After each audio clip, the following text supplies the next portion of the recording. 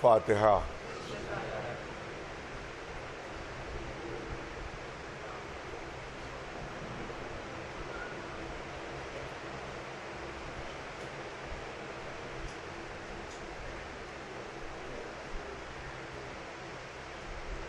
اعوذ باللہ السمیع العلیم من الشیطان اللعین الرجیم، بسم اللہ الرحمن الرحیم، الحمد للہ رب العالمین، والصلاة والسلام علی سید الانبیاء والمرسلین، سیدنا و نبینا و شفیع المذنبین ابی القاسم محمد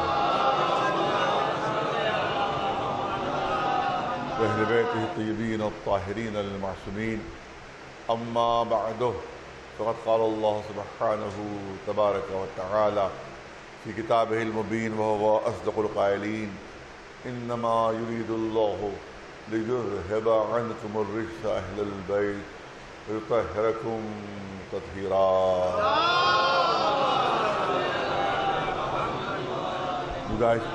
گزارش ایک مرتبہ سورہ الحمد اور 3 مرتبہ سورہ اخلاص کی تلاوت فرما کر عصمت رضوی صاحبہ مرحومہ بنت رفعت مہدی صاحب کی روح کو اصال ثواب فرما دیں۔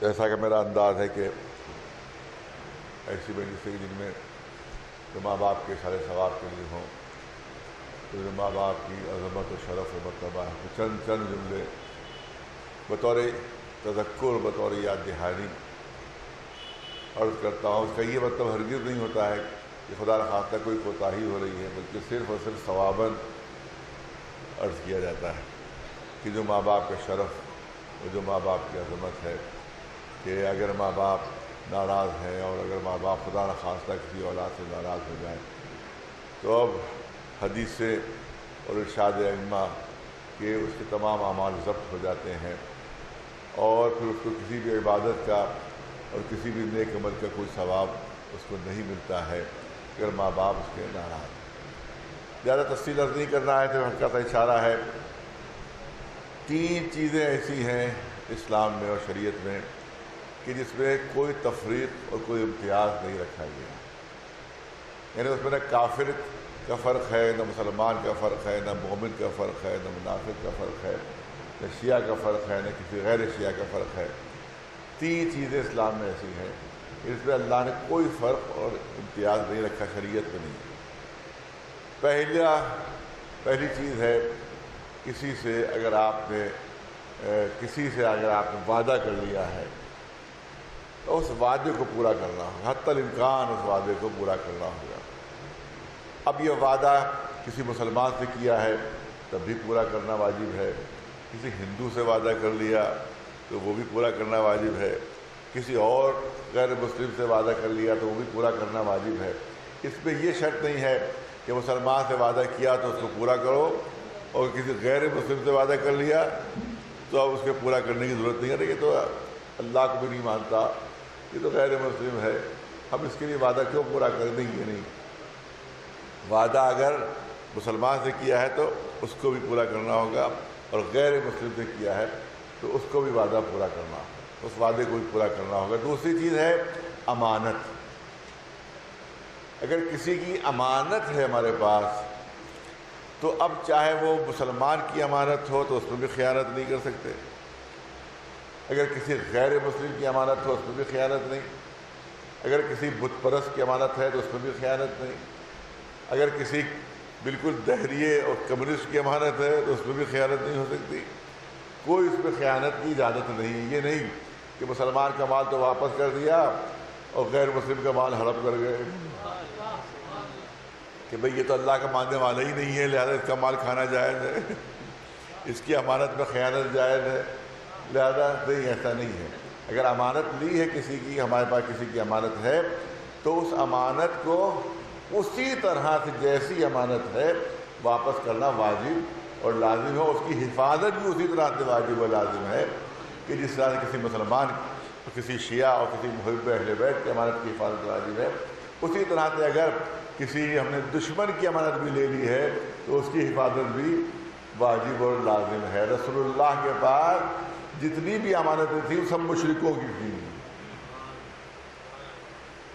سب مشرکوں کی امانتیں تھیں، سب بت پرستوں کی امانتیں تھیں، لیکن ان کو اتنا بھروسہ تھا رسول کے اوپر کہ قتل کرنے عجیب چیز ہے۔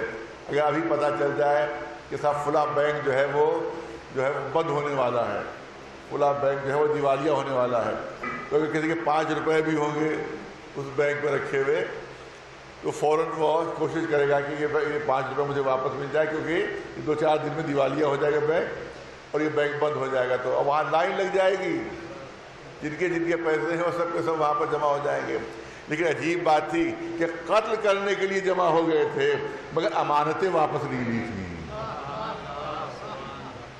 عجیب چیز، پوری رات جمع رہے قتل کرنے کے لیے تو امانتیں واپس نہیں لی، کیونکہ ان کو یقین تھا ان کو کہ قتل کر دیں گے، یقین تھا کہ ختم کر دیں گے، اس کے بعد امانتیں کیوں نہیں واپس لیں؟ تو اس سے لگتا ہے کہ ان کو یقین تھا کہ رسول کے بعد بھی کوئی ایسا امین موجود ہے، رسول کے بعد بھی کوئی ایسا امانت دار موجود ہے کہ ہماری پوری امانتیں اسی طرح سے واپس کر دے گا جس طرح سے رسول واپس کرتے۔ ایک صلوات بھیجے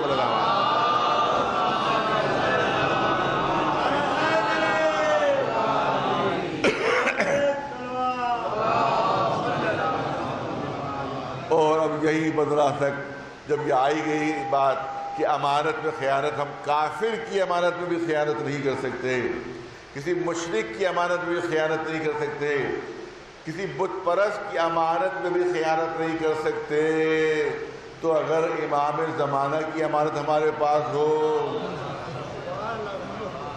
اگر امام زمانہ کی امانت ہو، یہ اوقاف امام زمانہ کی امانت ہے، یہ ان کی امانت ہے۔ جب کافر کی امانت میں خیانت نہیں ہو سکتی، انسان جہنم کا مستحق ہو جائے گا، تو اگر کوئی امام زمانہ کی امانت میں خیانت کر رہا ہو اور کروڑوں روپے اس نے حرام کے جمع کر رکھے ہوں، اور آج یہی نتیجہ ہے کیونکہ حرام کا مال کھایا ہے تو زبان سے بھی حرام ہی چیزیں نکل رہی ہیں،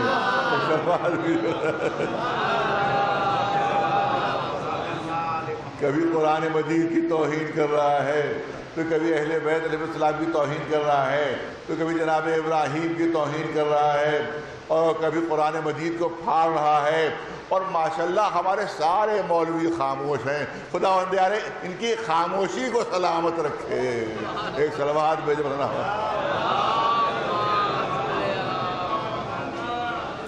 اللہ ان کی خاموشی کو سلامت رکھے، کیونکہ یہی خاموشی ان کو کہیں اور لے جائے گی۔ ایک صلوات بھیجے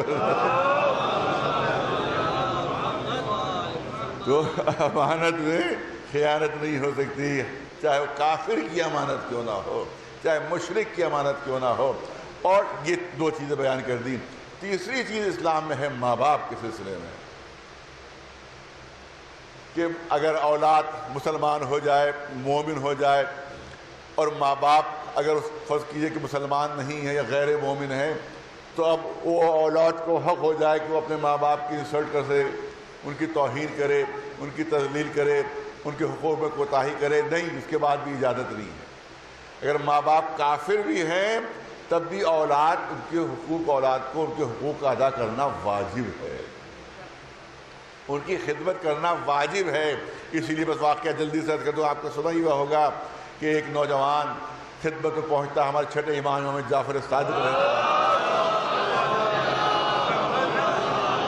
خدمت میں پہنچتا ہے، کہا کہ فرزند آقا مولا، میں جو ہوں مسلمان ہو چکا ہوں، لیکن مجھے میری ماں جو ہے وہ کافرہ ہے، وہ حالت کفر میں ہے، اور اس کو معلوم نہیں ہے کہ میں مسلمان ہو گیا ہوں، لہٰذا یہ بتائیے کہ اس کے ساتھ کیا سلوک کیا جائے، اس کے ساتھ کیا انداز اختیار کروں؟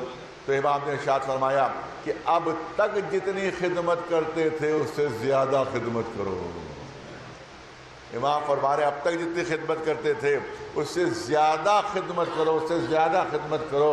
یہ گیا اور ماں کی خدمت اور زیادہ کرنے لگا، اور زیادہ خدمت کرنے لگا۔ 2-3 دن بعد ماں کو احساس ہوا، اس نے کہا بھائی اس سے پہلے تو میری اتنی خدمت نہیں کرتے تھے، یہ کیا بات ہے کہ اب کہیں زیادہ دنوں رات میری خدمت کر رہے ہو؟ تب اس نے بتایا کہ میں مسلمان ہو چکا ہوں اور میرے آقا اور مولا نے مجھے حکم دیا ہے کہ جتنی پہلے خدمت کرتا تھا اس سے زیادہ خدمت کروں، اس سے زیادہ خدمت کروں، لہذا میں آپ کی زیادہ خدمت کر رہا ہوں۔ یہ سنا تھا کہ ماں کہنے لگی کہ اس آقا کے پاس مجھے بھی لے چلو، جو دین اتنا اچھا ہے اسے قبول کیوں نہ کر لو۔ ایک صلوات بھیجو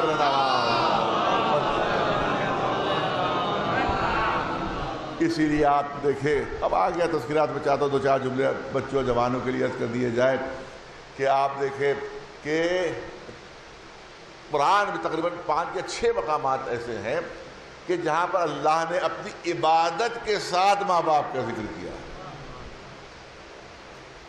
قضا ربک الا تعبدوا الا اياه وبالوالدین احسانا، میری عبادت کرو، ماں باپ کے ساتھ حسن سلوک کرو، میری عبادت کرو، ماں باپ کے ساتھ نیک برتاؤ کرو، میرا شکر ادا کرو، ماں باپ کا شکریہ ادا کرو۔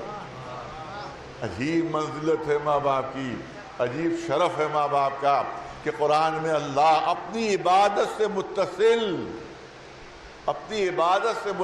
ماں باپ کا ذکر کر رہا ہے کہ میری عبادت کرو اور ماں باپ کی تعظیم و تکریم کرو۔ اب یہاں علماء نے کچھ پہلو بیان کیے، ایک پہلو آپ کے سامنے سے عرض کرنا ہے کیونکہ ظاہر ہے کہ تمام باتیں ایک مجلس میں نہیں آ سکتی، کہ انہوں نے علماء نے کہا کہ اللہ نے شرف کیوں دے دیا ماں باپ، یہ مرتبہ کیوں دے دیا ماں باپ کو کہ اپنی عبادت کے ساتھ ذکر ہو رہا ہے، قرآن مجید میں ذکر ہو رہا ہے ماں باپ کا اپنی عبادت کے ساتھ۔ تو انہوں نے کہا کہ اللہ کی کچھ صفتوں کی ہلکی سی جھلک ماں باپ میں آ گئی۔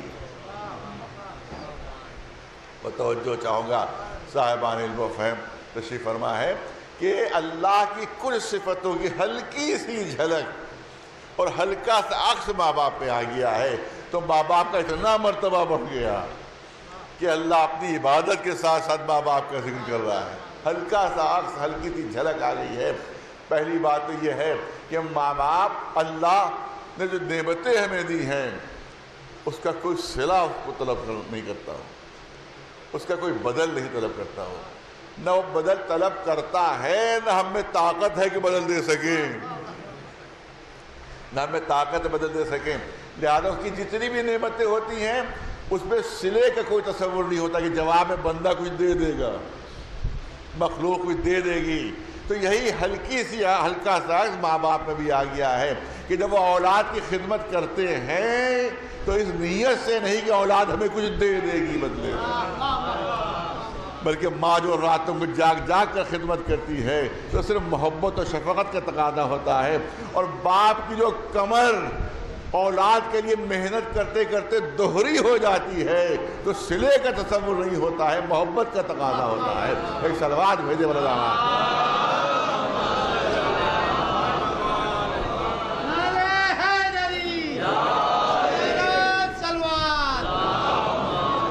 ایک ہلکی سی جھلک اس صفت کی آئی ہے۔ اور دوسری صفت کیا ہے کہ اگر اللہ کو مانتا ہو تب بھی نعمتیں ملیں گی، اور اللہ کو نہ مانتا ہو تب بھی اللہ کی نعمتیں ملیں گی۔ ایسا نہیں ہے کہ دشمن خدا سے رزق روک لیا جائے، جس نے سجدے نہیں کیے اس سے رزق رک جائے، نہیں، دشمن بھی ہے تب بھی رزق ملتا رہے گا، دشمن بھی ہے تب بھی اللہ کی نعمتیں رکیں گی نہیں۔ بہت بڑا مسئلہ یہاں پر حل ہو رہا ہے، بچے جوان یاد کر لیں، بہت بڑا مسئلہ حل ہو جائے گا انشاءاللہ۔ دشمن بھی ہے اللہ کا تب بھی رزق مل رہی ہے۔ دشمن یہاں تک کہ خدائی کا دعوے دار بن گیا، انا ربکم الاعلی، فرعون کہہ رہا ہے میں تمہارا رب اعلی ہوں، مگر رزق مل رہا ہے، مگر اللہ کی نعمتیں ہیں۔ جناب موسیٰ کوہ طور پر پہنچے، بہت توجہ چاہوں گا، جناب موسیٰ کوہ طور پر پہنچے، پالنے والے گستاخی دیکھی، فرعون کی گستاخی دیکھی، ارے تیرے مقابلے میں اب تک خدا کہہ رہا ہے، تیرے مقابلے میں خدائی کا دعوے دار بن بیٹھا ہے۔ ارے ابھی اپنی نعمتیں سلب کر لے، ابھی جھوٹی خدائی کا بھرم کھل جائے گا، ابھی کھانے کو حکم دے دے کہ جسم کا جزء نہ بنے، ابھی بھرم کھل جائے گا، ابھی پانی کو حکم دے دے کہ پیاس نہ بجھائے، ابھی بھرم جھوٹی خدائی کھل جائے گا، ابھی ہوا کو حکم دے دے کہ سانس بن کر پھیپھڑے میں داخل نہ ہو، ابھی دم گھٹنے لگے گا، ابھی جھوٹی خدائی کا بھرم کھل جائے گا۔ جو جواب دیا وہ آپ کو معلوم ہے، سنا ہوا ہے کہ ندائے قدرت آتی ہے، موسیٰ کیا کہہ رہے ہو کہ اگر وہ اپنی بندگی بھول گیا ہے تو کیا میں اپنی ربوبیت کے تقاضوں کو بھی بھول جاؤں؟ کیا میں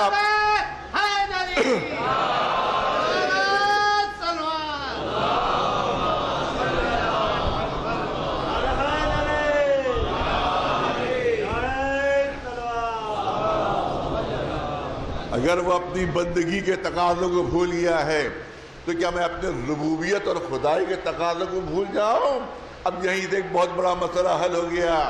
حکومت فرعون کے پاس ہے، دولت فرعون کے پاس ہے، عیاشی کا سارا سامان ہے اس کے پاس، ہر چیز موجود ہے، تو اب کہہ دیجئے کہ فرعون میں اللہ میں بڑی دوستی ہے۔ ارے توجہ چاہوں گا، فرعون اور اللہ میں بڑی محبت تھی، بڑے اچھے تعلقات تھے، بہت محبت تھی۔ ارے محبت نہ ہوتی تو حکومت کو ملتی، محبت نہ ہوتی تو رزق کو ملتا، محبت نہ ہوتی تو نعمتیں کیوں ملتی؟ تو اس کا جواب مل گیا کہ یہ تو اس کی گستاخی ہے جو اس نے برابری کا دعویٰ کر دیا۔ وہ ربوبیت کا تقاضا ہے جو پورا ہو رہا ہے، وہ خدائی کا تقاضا ہے جو پورا ہو رہا ہے۔ بہت بڑا مسئلہ حل ہو گیا۔ اگر علی کسی کی مدد کرتے نظر آئے، اگر کسی کی مشکل حل کرتے نظر آئے تو یہ نہ کہہ دینا کہ بڑے اچھے تعلقات تھے، یہ نہ کہہ دینا آپس میں بڑی محبت تھی، یہ نہ کہہ دینا آپس میں بڑی دوستی تھی۔ اگر دوستی نہ ہوتے تو مشکل میں کام کیوں آتے؟ اگر محبت نہ ہوتی تو اس طرح سے مدد کیوں نہ کرتے؟ ارے وہ ربوبیت کا تقاضا تھا، یہ امامت کے تقاضے ہیں جو انجام دیے جا رہے ہیں۔ ایک صلوات بھیجے بلند آواز۔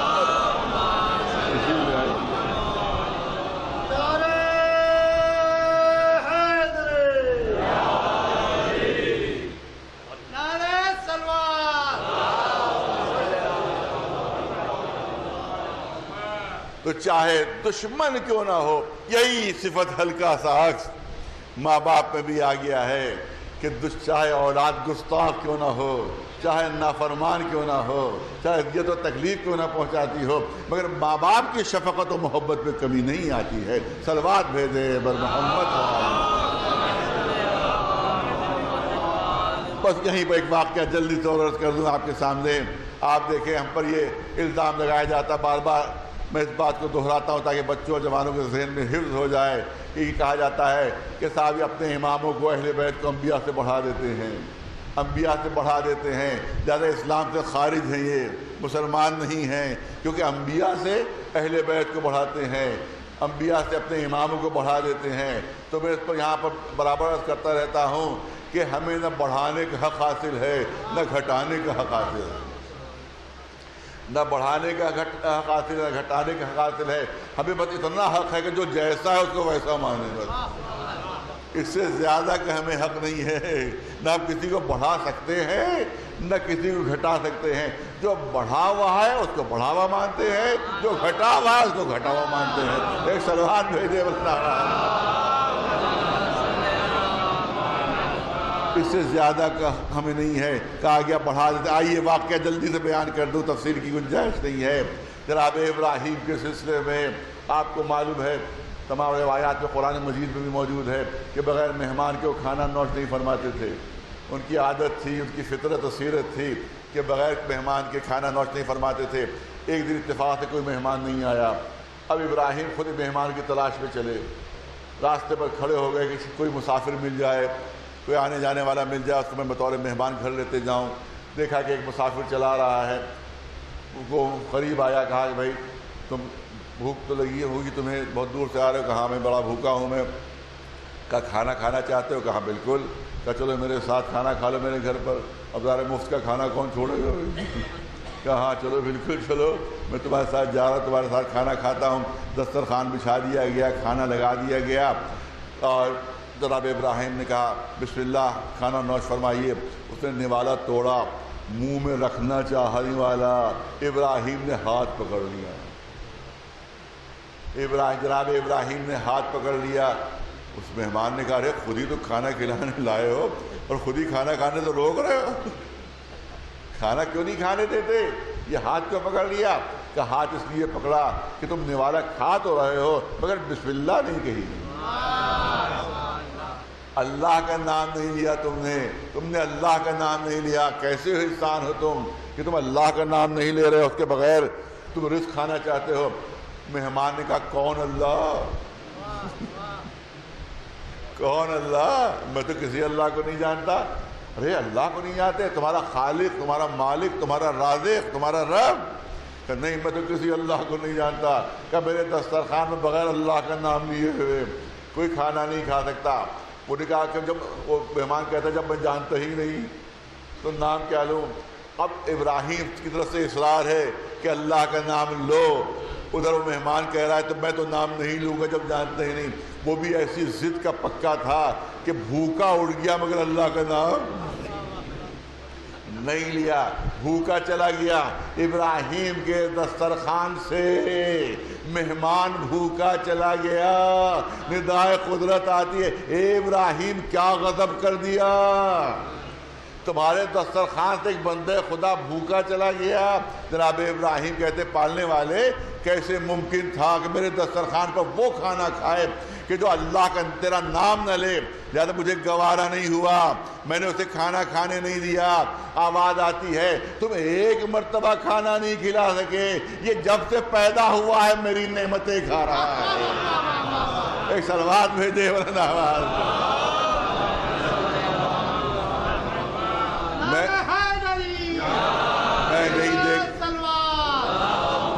میں نہیں دیکھتا میرا ماننے والا ہے یا نہیں، میں نہیں دیکھتا میرا سجدہ کرنے والا ہے یا نہیں، میری نعمتیں اس تک پہنچ رہی ہیں۔ اس کا مطلب یہ ہے کہ کافر تھا اس لیے اٹھا دیا، دسترخوان پر نہیں کھلایا، لیکن اب یہاں کے اوپر قرآن مجید اعلان کر رہا ہے وَيُطْعِمُونَ الطَّعَامَ عَلَىٰ حُبِّهِ مِسْكِينًا وَيَتِيمًا وَأَسِيرًا۔ ایک صلوات بھیجے برنا۔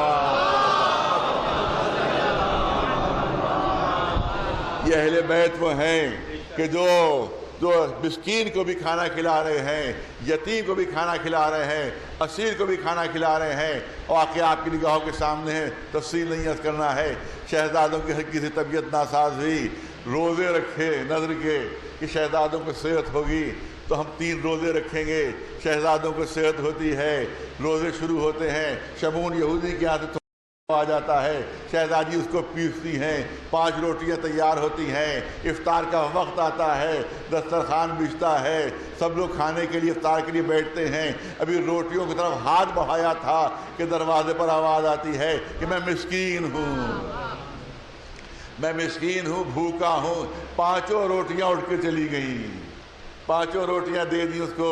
اب دوسرا دن ہے، دوسرا روزہ ہے، پھر افطار کا وقت آتا ہے، پھر جو پیسے جاتے ہیں، پھر روٹیاں تیار ہوتی ہیں۔ ابھی کھانے کے لیے ہاتھ ہی بڑھایا تھا کہ فوراً دروازے پر آواز آتی ہے کہ میں یتیم ہوں۔ جتنی روٹیاں تھیں سب چلی گئیں۔ اس کے بعد اب تیسرا دن ہے، اب تیسرا دن ہے، اس کا مطلب تیسرا فاقہ ہے، تیسرا روزہ ہے، تیسرا دن ہے۔ پھر وہی بات، جو پیستے ہیں، روٹیاں تیار ہوتی ہیں۔ جیسے ہی افطار کے لیے ہاتھ بڑھایا ویسے دروازے پر آواز آئی میں اسیر ہوں۔ ارے جس ترتیب سے اہل بیت نے روٹیاں دی تھی اسی ترتیب سے قرآن میں آیت بھی نازل ہو رہی ہے یُطْعِمُونَ الطَّعَامَ عَلَىٰ حُبِّهِ مِسْكِینًا وَیَتِیمًا وَأَسِیرًا۔ تیسرے دن وہ اسیر تھا کہ جس کو روٹیاں گئیں۔ اب یہاں پر علماء نے بتایا جو آپ کے سامنے پیش کر رہا ہوں کہ مسکین مسلمان تھا، یتیم مسلمان تھا، مگر جو اسیر یعنی قیدی یہ مسلمان نہیں تھا، یہ مسلمان نہیں تھا، کیونکہ تاریخ میں درج ہے کہ جب کافروں سے مشرکوں سے جنگ ہوتی تھی تو اس میں جو قیدی گرفتار ہو جاتے تھے تو شہر میں چھوڑ دیے جاتے تھے اور شہر والوں کا یہ وظیفہ ہوتا تھا کہ ان کو کھانا کھلائیں۔ لہذا یہ اسیر جو کھانا مانگنے آیا ہے یہ مسلمان نہیں ہے، یہ مشرک ہے، یہ کافر ہے، یہ بت پرست ہے، مگر وہ ابراہیم کا کردار تھا کہ ایک وقت کھانا نہ کھلا سکے۔ یہ اہل بیت کا کردار ہے کہ 3 دن کا فاقہ برداشت کر لیا مگر کسی کافر کو بھوکا برداشت نہیں کیا ہے۔ ایک صلوات بھیجے مولانا آواز۔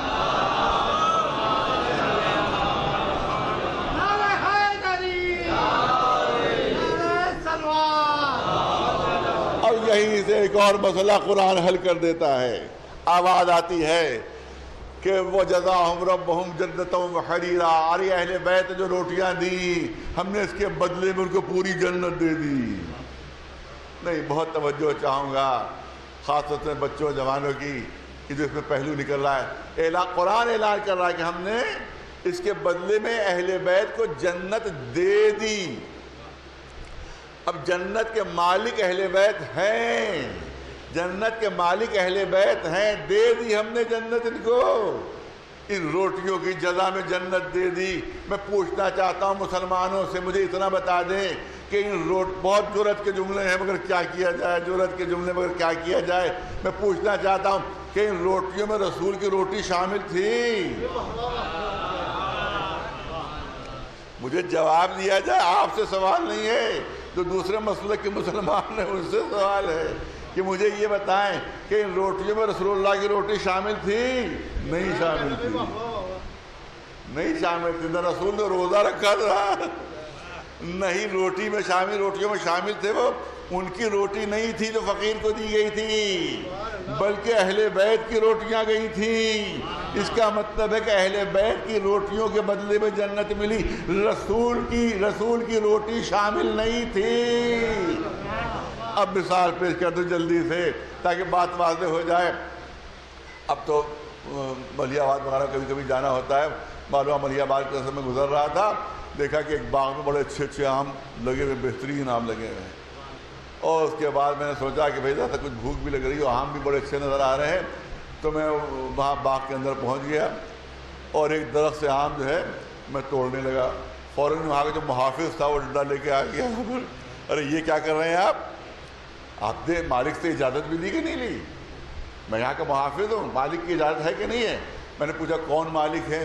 کہ بھئی یہ دیکھیے 5 شخصیتیں اس کی مالک۔ اس نے نام لینا شروع کیے، فلاں فلاں فلاں فلاں فلاں، اور سب اس باغ میں حصے دار ہیں۔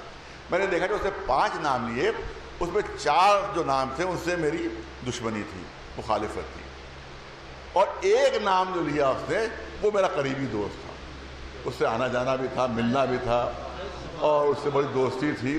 تو جیسے اس کا نام لیا تو میں نے کہا بھئی وہ 4 ہیں، ان سے تو مجھ سے کوئی مطلب نہیں، لیکن اس میں جو ایک ہے وہ میرا بڑا محبوب دوست ہے، لہذا میں ان کے حصے سے نہیں کھا رہا ہوں، بلکہ جو اپنا دوست ہے وہ بھی تو اس میں حصے دار ہے، وہ بھی تو اس باغ میں حصے دار ہے، لہذا میں اس کے حصے سے یہ آم لے رہا ہوں، اور وہ میں کیونکہ میرا دوست ہے لہذا وہ راضی ہوگا، میں اس سے کہہ دوں گا کہ میں تمہارے حصے سے کھایا ہے، میری تمہاری دوستی ہے، لہذا میں اپنے دوست کے حصے سے آم کھا رہا ہوں، وہ جو ہمارے مخالف 4 اور حصے دار ہیں ان کے حصے سے آم نہیں کھا رہا ہوں۔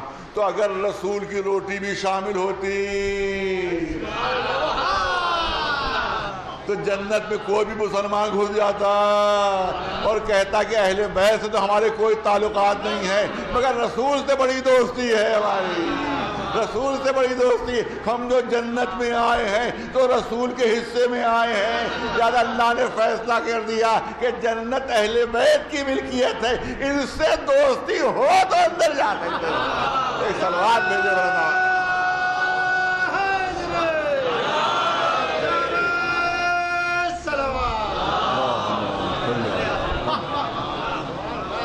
اب ظاہر ہے کہ بہت زیادہ تفصیلی بیان نہیں ہو سکتا، آیہ کریمہ جس کو عنوان بیان قرار دیا ہے اس پر ظاہر ہے کہ اب تفصیلی بیان کا موقع نہیں ہے۔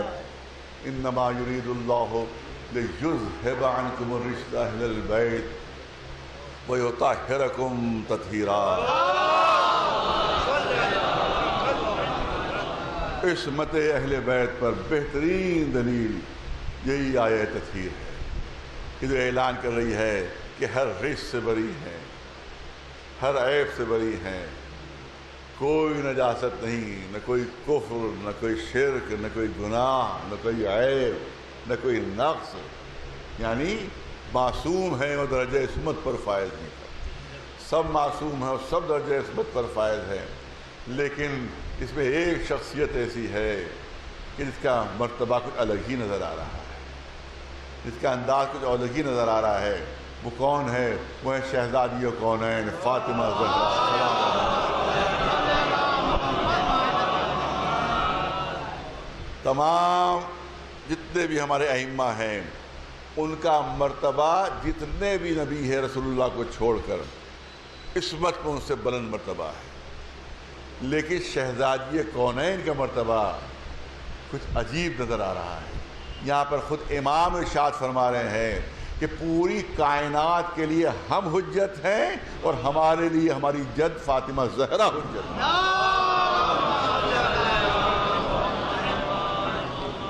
سمجھے مرتبے کو؟ اب اندازہ ہوا مرتبہ، شہزادی کا مرتبہ کیا ہے؟ نہیں، ایک حدیث اور ہے کہ جو ادھوری پڑھی جاتی ہے اور لوگ ڈر کے مارے پوری حدیث نہیں پڑھتے، اور یہ حدیث بحار الانوار میں موجود ہے کہ لولاک لما خلقت الافلاک، لولاک لما خلقت الافلاک، اے رسول اگر آپ نہ ہوتے تو کائنات میں کچھ نہ ہوتا۔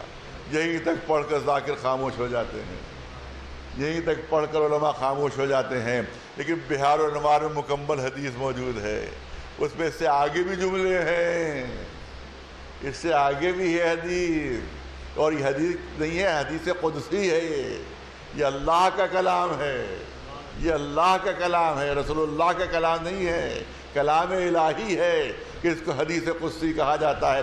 حدیث قدسی وہ کلام کہ جو ہے تو اللہ کا کلام مگر قرآن کا جز نہیں ہے، اس کو حدیث قدسی کہتے ہیں۔ اسی طرح یہ کلام جو اللہ کا کلام ہے جو حدیث قدسی ہے، لولاک لما خلقت الافلاک، اے رسول اگر آپ نہ ہوتے تو کائنات نہ ہوتی، اگر آپ نہ ہوتے تو کائنات نہ ہوتی۔ اور اس کے بعد جملہ ہے لولا علی لما خلقتک، اگر علی نہ ہوتے تو اے رسول آپ کو بھی میں خلق نہ کرتا، اگر علی نہ ہوتے تو میں آپ کو خلق نہ کرتا۔ اس کے بعد بھی جملہ ہے لولا فاطمہ لما خلقتکما، اگر فاطمہ زہرا نہ ہوتی تو نہ رسول ہوتے نہ علی ہوتے۔ ایک صلوات بھیجے علماء۔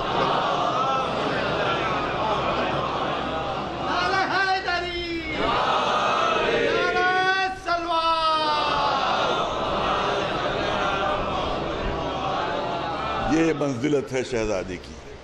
ایک حدیث متفق علیہ حدیث ہے جس سے آپ اندازہ فرمائے عظمت شہزادی کی عظمت، کہ جس میں سیاح ستہ میں موجود ہے، شیعوں کی ساری کتابیں موجود ہے کہ ان اللہ یغضب لغضب فاطمہ ویرضی لرضاہا۔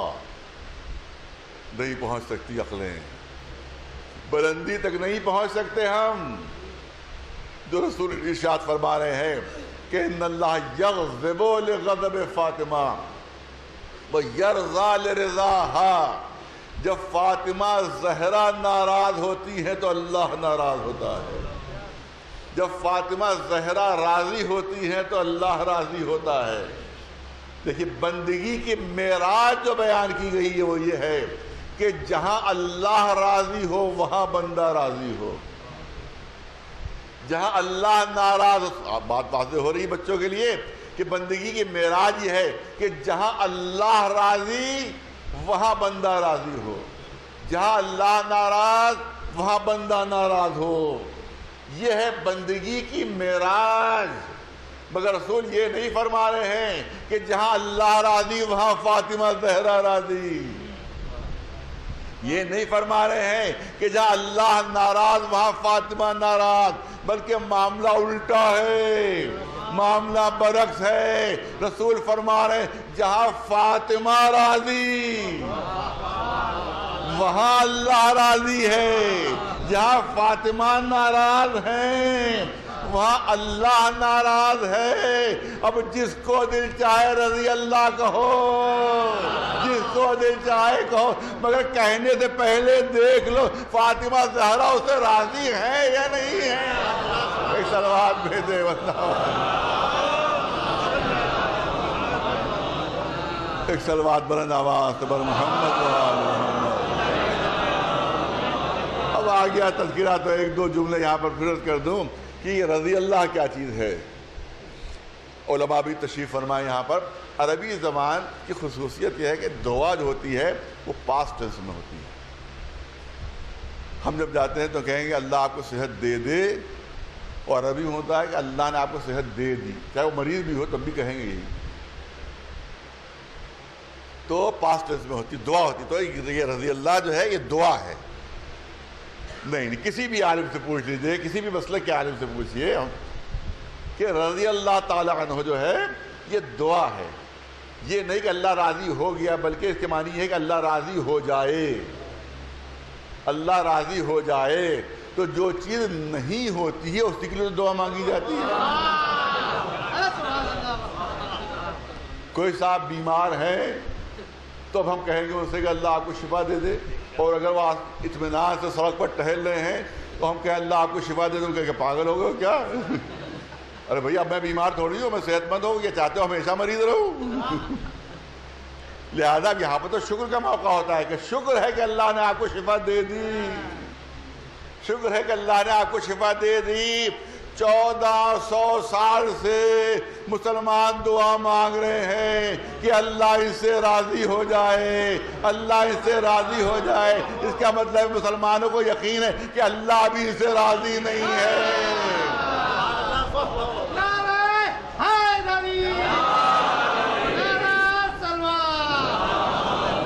خود دعا مانگنا دلیل ہے. میں اپنی طرف سے دلیل نہیں پیش کر رہا ہوں، بلکہ خود دعا مانگنا دلیل ہے کہ ابھی تک یقین ہے مسلمانوں کو کہ اللہ اس سے ابھی راضی نہیں ہے، ابھی راضی نہیں، اور راضی ہو بھی نہیں سکتا، کیونکہ شرط لگا دی ہے جب تک فاطمہ زہرا راضی نہ ہو اللہ راضی نہیں ہے. ایک صلوات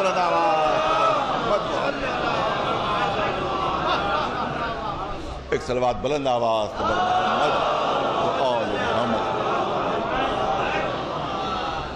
ظاہر ہے کہ بہت زیادہ موقع نہیں ہے، 5-7 منٹ اور لینا آپ حضرات کے. اور شہزادی کا تذکرہ آ گیا ہے.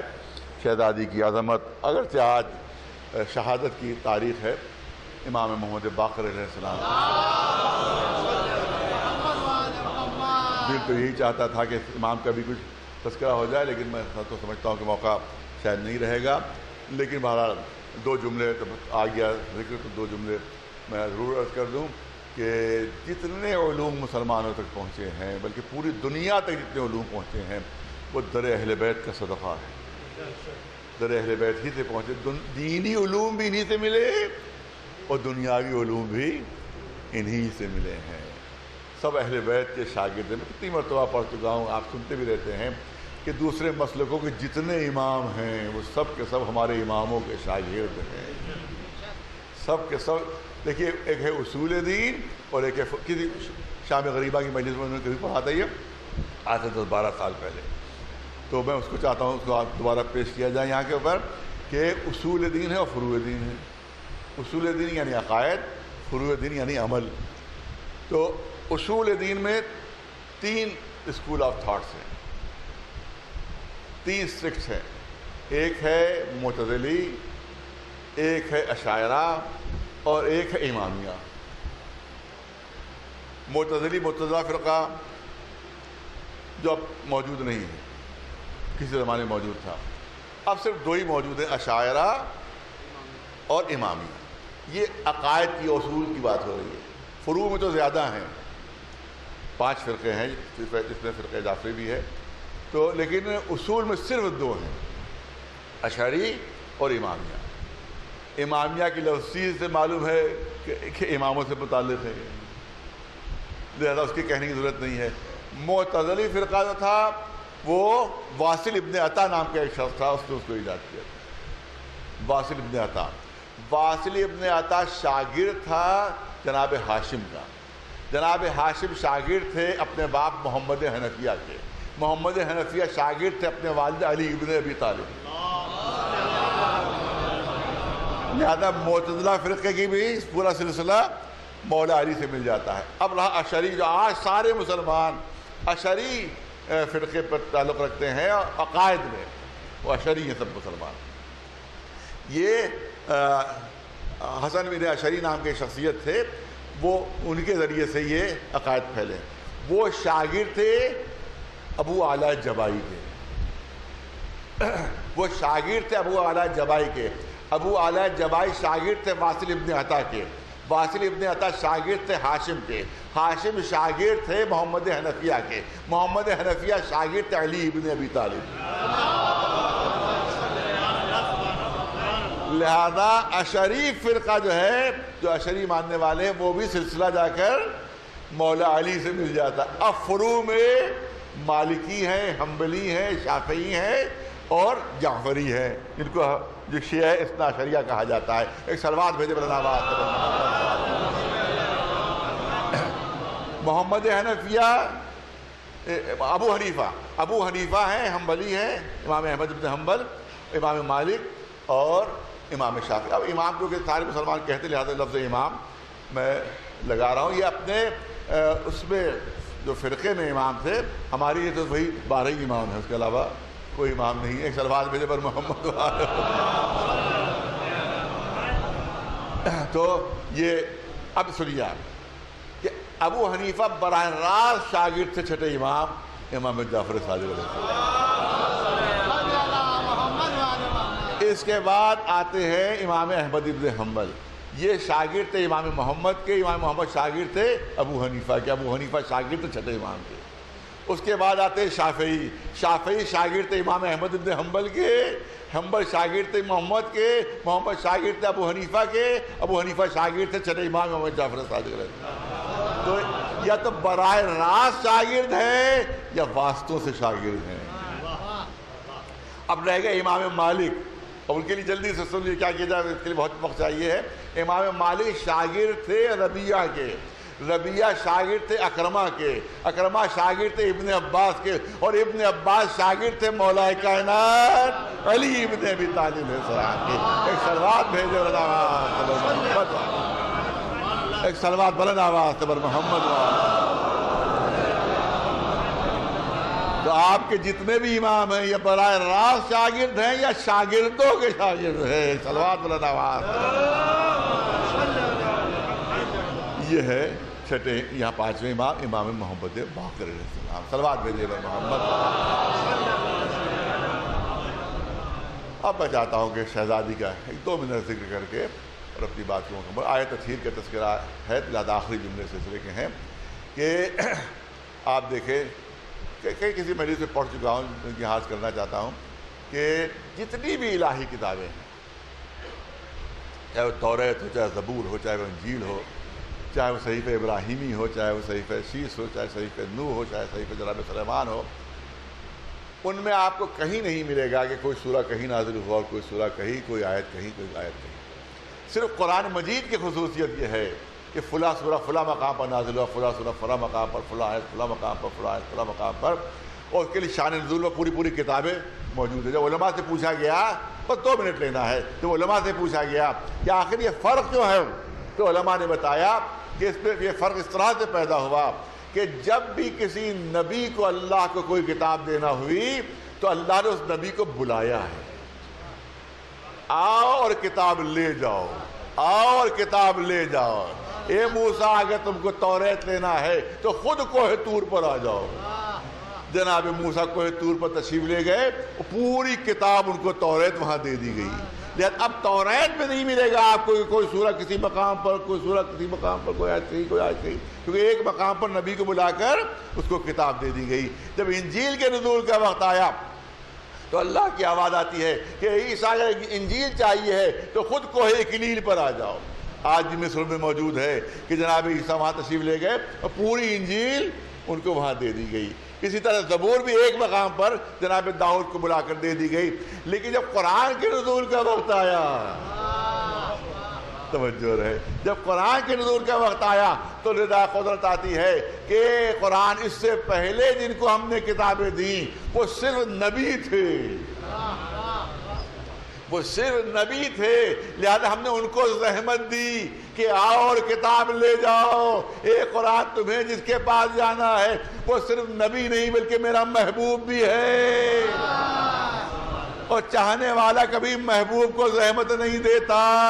لہذا یہ قرآن تمہیں زحمت کرنا ہوگی. اگر گھر میں ہے تو وہاں جانا، اگر گھر سے باہر ہے تو وہاں جانا، اگر حرم میں ہے تو وہاں جانا، اگر حالت بزم میں ہے تو وہاں جانا، اگر حالت رزم میں ہے تو وہاں جانا، اگر غار ثور میں ہے تو وہاں جانا، اگر غار حرا میں ہے تو وہاں جانا، اگر مکے میں ہے تو مکی بن جانا، اگر مدینے میں ہے تو مدنی بن جانا.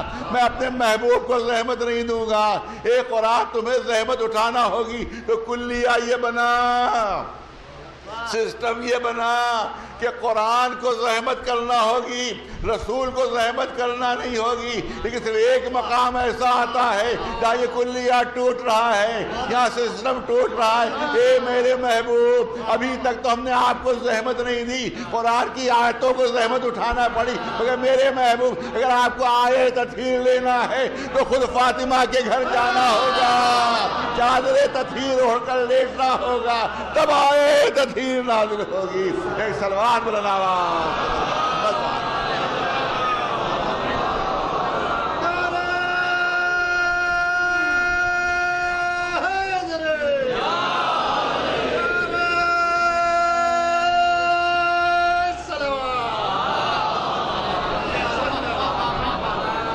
یہ ہے منزلت شہزادی کو کہ جو عصمت کبریٰ پر فائز ہیں، عصمت کبریٰ پر فائز ہیں، اور انہی کے دروازے پر لکڑیاں ہیں. آواز دی جا رہی ہے علی کو نکالو، گھر میں آگ لگا دیں گے. شہزادی نے فریاد کی، اس گھر میں تو چھوٹے چھوٹے معصوم بچے ہیں، اس گھر میں تو حسن حسین ہے، کیا تم بچوں سمیت گھر کو جلا دو گے؟ کیا بچوں سمیت جلا دو گے؟ آواز آئی، ہاں ہم بچوں سمیت گھر کو جلا دیں گے. دروازے میں آگ لگائی گئی، دروازے کو توڑا گیا، شہزادی دیواروں در کے درمیان آ گئی، پسلیاں ٹوٹ گئیں، شہزادی کی پسلیاں ٹوٹ گئی. جناب محسن کی شہادت ہو گئی، جناب محسن کی شہادت ہو گئی. دوسری روایت یہ ہے، ایک تو روایت یہ عام طور سے پڑھی جاتی ہے، دوسری روایت یہ ہے کہ جس وقت دروازہ توڑا جا رہا تھا شہزادی بالکل دروازے سے متصل کھڑی ہوئی تھی، بالکل دروازے سے لگی کھڑی ہوئی تھی. دروازے سے متصل کھڑا ہونا خود اس بات کی دلیل ہے کہ شہزادی کو تصور بھی نہیں تھا کہ میرے گھر کا دروازہ توڑا جائے. دروازے سے لگی کھڑی تھی، متصل کھڑی تھی.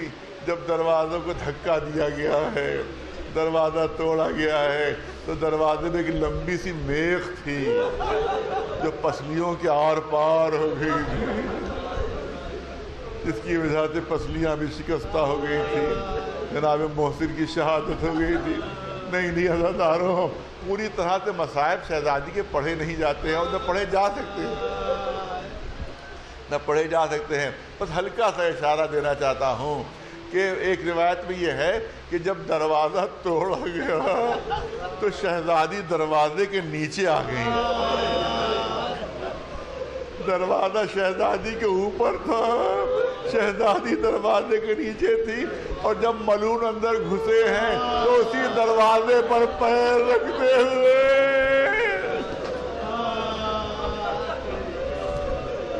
اب اندازہ لگائیے کہ شہزادی کتنی زخمی ہو گئی ہوگی، کتنی پسلیاں شکستہ ہو گئی ہوں گی. جناب فضہ کو بلایا، جناب فضہ نے سہارا دیا. سہارا دے کر بستر پر قریب پہنچی تھی کہ کانوں میں آواز آتی ہے کہ علی کے گلے میں رسی بندھی اور مدینے کی گلیوں میں پھرایا جا رہا ہے.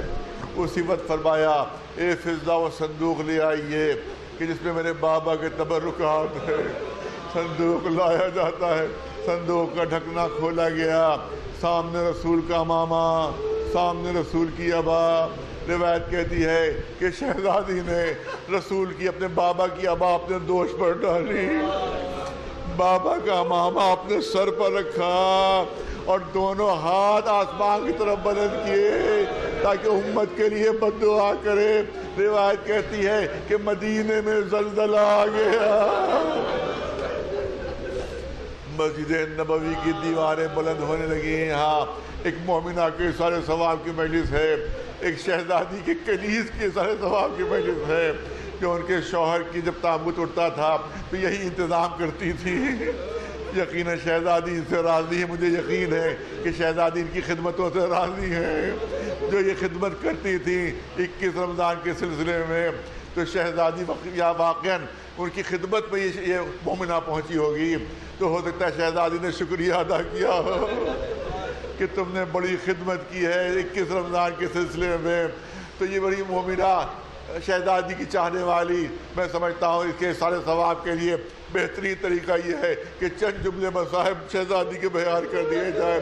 ہاں عزادارو، اب جو مدینے کی دیواریں بلند ہونے لگی، زلزلہ آ گیا، مولا علی اس عالم میں کہ گلے میں رسی بندھی ہوئی تھی، سمجھ گئے کہ کیا ہونے والا ہے۔ سلمان فارسی قریب کھڑے ہوئے تھے، کہے سلمان دوڑ کر جائیے اور فاطمہ زہرا کو علی کی قسم دیجیے اور جا کر کہیے گا کہ امت کے لیے بد دعا نہ کرے، ورنہ روئے زمین پر کوئی مسلمان باقی نہیں رہے گا۔ عزادارو، یہی ٹوٹی ہوئی پسلیاں شہادت کا سبب بنتی ہے۔ تصور کیجئے زندگی کے آخری دنوں میں ان پسلیوں میں کتنی اذیت ہوگی، کتنی تکلیف ہوگی۔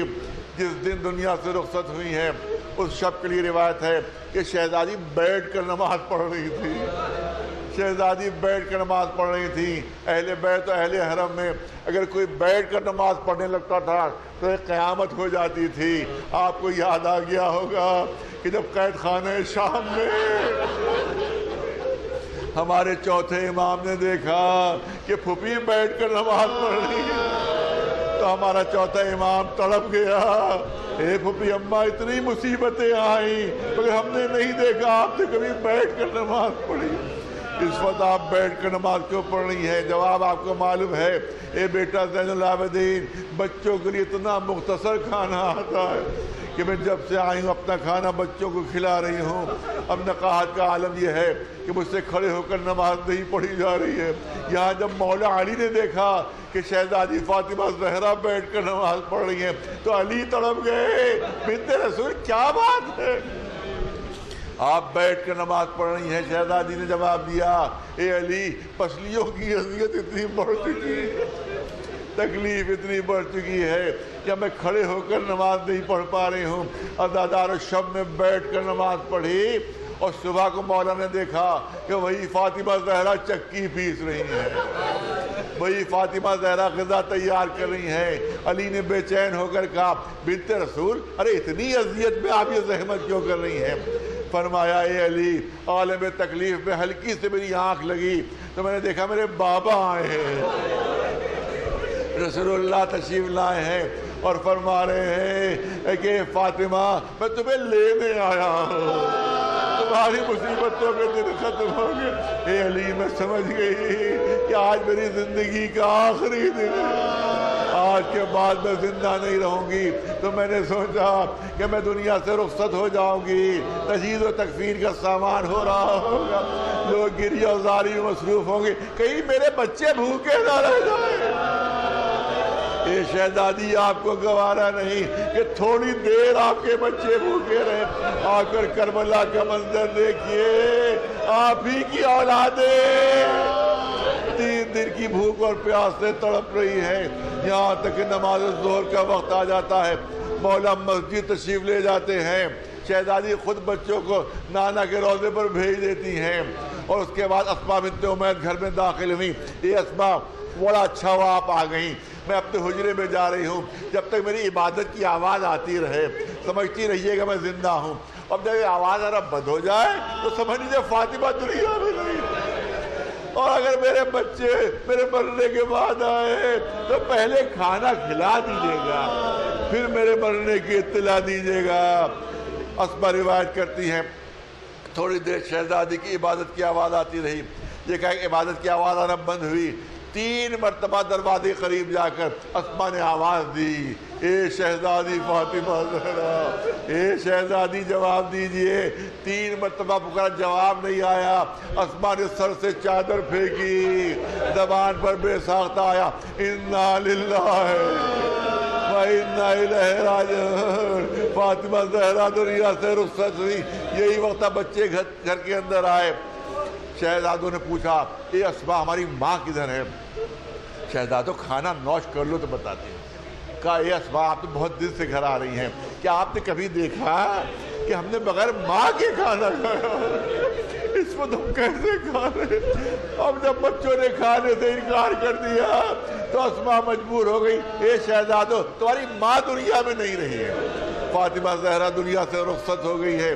روایت کہتی ہے دونوں شہزادے دوڑتے ہوئے حجرے میں پہنچے، آگے آگے ننھا شہزادہ حسین فریاد کرتا ہوا، اے اماں اے اماں اے اماں، ارے قبل اس کے کہ میرا کلیجہ ٹکڑے ٹکڑے ہو جائے، مجھے جواب دے دو، اے اماں مجھے جواب دے دو۔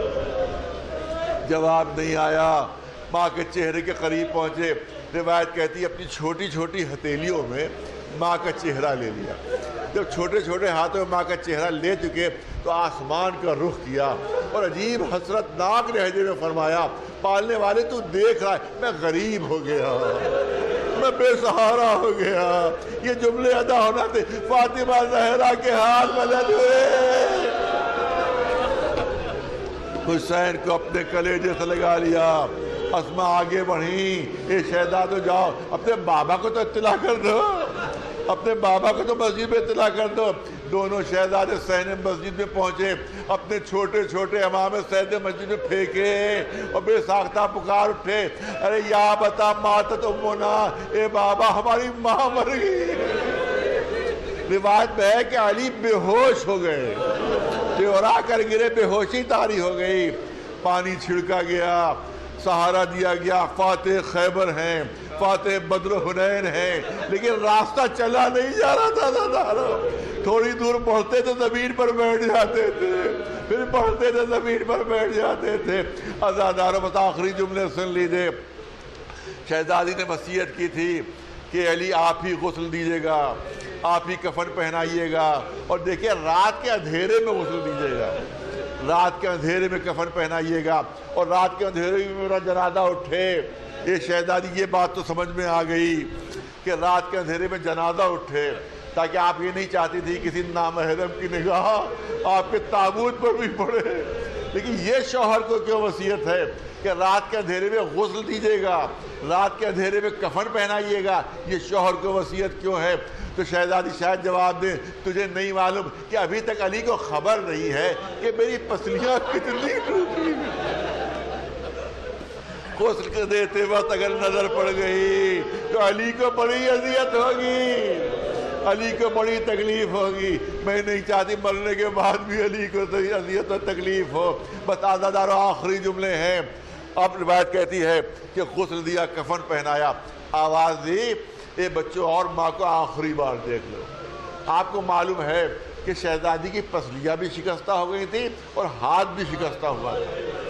جب علی کا دامن تھاما تھا تو قرفل سے بھرپور تلوار کا دستہ شہزادی کے ہاتھ پر مارا تھا کہ جس سے ہاتھ کوہنی سے شکستہ ہو گیا تھا۔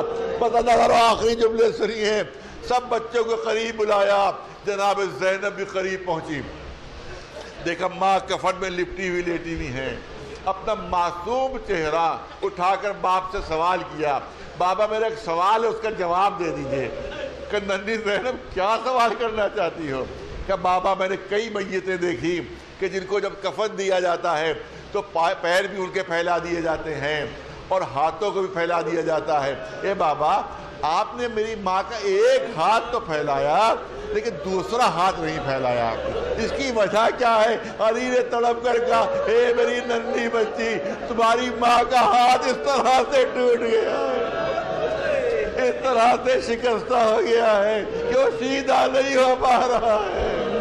عزادارو اب پہنچے مولا علی جنت البقیع، دیکھا قبر تیار ہے، قبر تیار ہے۔ عزادار جب بھی کسی مومنہ کی تدفین کا وقت آتا ہے تو ایک آواز ضرور آتی ہے، ایک اعلان ضرور ہوتا ہے۔ وہ اعلان ہی ہوتا ہے سارے نامحرم ہٹ جائیں، سارے نامحرم ہٹ جائیں، صرف جو محرم ہے وہ باقی رہے وہاں پر، کیونکہ کسی بھی مومنہ کو تدفین کے لیے صرف محرم ہی تدفین کر سکتے ہیں، اور کسی بھی مومنہ کی تدفین کے لیے کم از کم 2 محرموں کی ضرورت ہوتی ہے، کم از کم 2 محرموں کی، کہ ایک قبر میں اتر کر میت کو سنبھالے اور قبر میں لٹائے، دوسرا قبر کے اوپر سے میت دے، سپرد کرے۔ اب علی کی مظلومیت دیکھو، علی کی بے کسی دیکھو کہ وقت دفن فاطمہ زہرا اکیلے علی محرم موجود تھے، بچے اتنے چھوٹے تھے کہ نہ قبر کے اندر اتر کر ماں کو سنبھال سکتے تھے، نہ اوپر سے میت دے سکتے تھے۔ اب علی کرے تو کیا کرے، یہی وقت تھا کہ روضہ رسول کی طرف رخ کیا، اے اللہ کے رسول علی کی مدد کے لیے آ جائیے، علی آپ کی بیٹی کو کیسے دفن کرے۔ آخری جملے سنیے، قبر سے 2 ہاتھ بلند ہوئے، اے علی میری امانت میرے سپرد کر دو، اے علی میری امانت میرے سپرد کر دو۔ عزادارو آپ نہیں سمجھے کہ جملے سے علی پر کیا گزری ہوگی، میری امانت میرے سپرد کر دو۔ ارے جب شہزادی کی رخصتی ہو رہی تھی تو رسول نے فرمایا تھا یا علی ہذہ فاطمۃ ودیعۃ عندک، اے علی یہ فاطمہ زہرا میری امانت ہے تمہارے پاس، اور امانت کے لیے شرط ہے کہ جیسی امانت لی جائے ویسی امانت واپس کی جائے۔ جب رسول نے کہا ہوگا اے علی میری امانت واپس کرو تو علی کے دل کا کیا حال ہوا ہوگا۔ اے اللہ کے رسول جب امانت لی تھی تو پسلیاں بھی سالم تھی، ہاتھ بھی سالم تھا، علی جب امانت واپس کر رہا ہے تو پسلیاں شکستہ ہو چکی ہے، فاطمہ زہرا کا ہاتھ ٹوٹ۔ سَيَعْلَمُ الَّذِينَ ظَلَمُوا أَيَّ مُنقَلَبٍ يَنقَلِبُونَ وَلَا لَعْنَةُ اللَّهِ عَلَى الْقَوْمِ الظَّالِمِينَ۔ گزارش ایک مرتبہ سورہ حمد اور 3 مرتبہ سورہ اخلاص کی تلاوت فرما کر عصمت رضوی صاحبہ مرحومہ بنت رفت، عصمت رضوی صاحبہ مرحومہ بنت رفت مہدی صاحب کی روحوں کو اصالہ ثواب فرما دے۔